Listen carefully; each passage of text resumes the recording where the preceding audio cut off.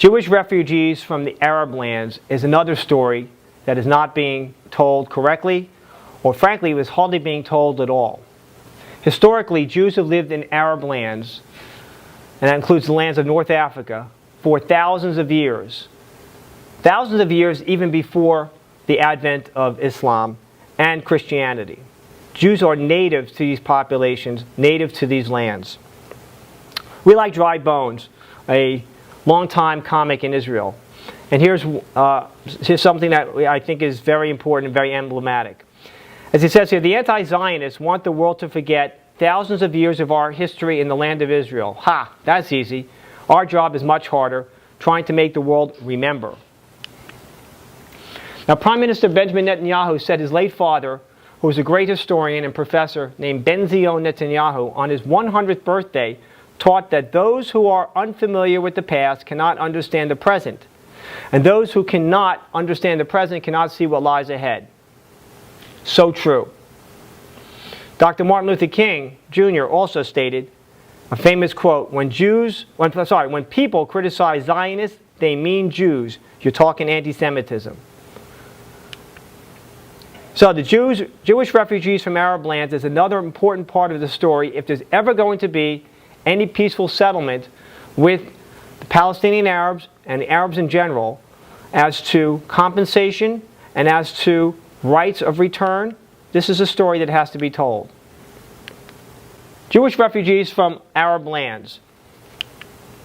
Another story in the shadows. As I mentioned earlier, Jews have lived in Arab lands in North Africa by the hundreds of thousands for hundreds and hundreds of years. Until 1948, when Israel was established after the War of Independence. And from that time onward, Jews were discriminated so much and were forced to flee their homes, their businesses, with virtually nothing on their back and no compensation whatsoever from these Arab countries. And I have two charts over here. You can see Algeria, Egypt, Morocco, Tunisia, Libya, Iraq, Lebanon, Syria, Yemen, and Aden.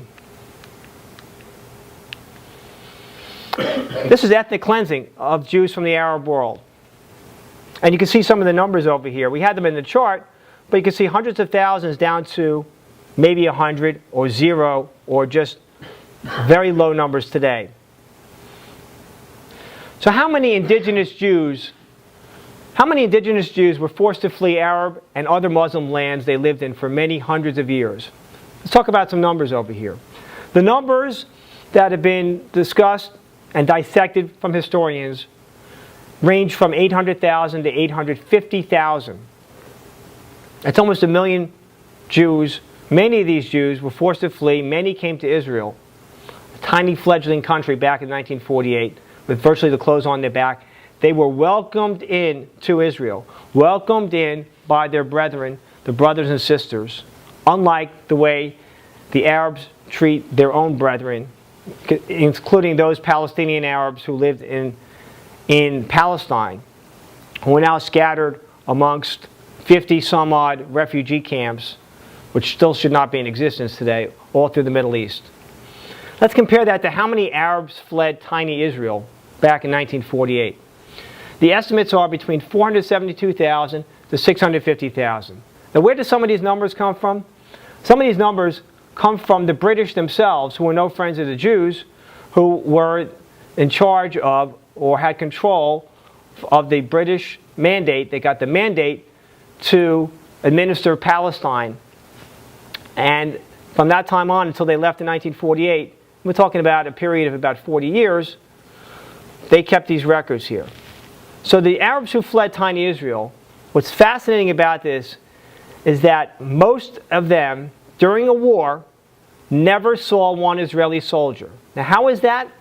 Because most were told to leave by their leaders to make way for the invading Arab armies, the 5 Arab armies who vowed to drive the Jews into the sea. Back in 1948, that's what they were striving to do, to destroy the tiny Jewish yeshuv, the tiny little Jewish state that had been trying to be set up there.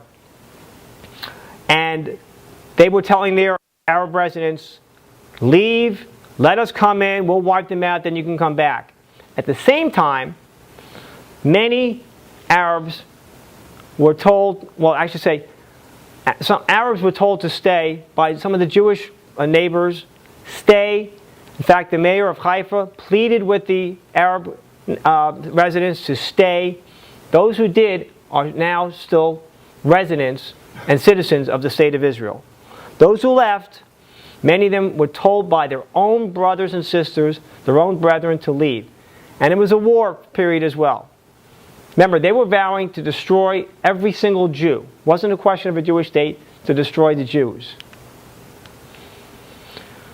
So I conclude with, I like this t-shirt I saw once, and it says, civilizations, nations, and empires that have tried to destroy the Jewish people. And you have Egypt, the Philistines, Assyrians, Babylonians, Persians, Greeks, Romans, Byzantines, Crusaders, Spanish Empire, Nazi Germany, Soviet Union, and Hamas. Hamas, as you know, is the Islamic resistance movement, which is completely hostile not only to Israel, but to the Jewish people. In their charter, they vowed to destroy and murder all Jews. We say, God bless the IDF, the Jewish people, the smallest of nations, but with their friends in the highest of places, so be nice.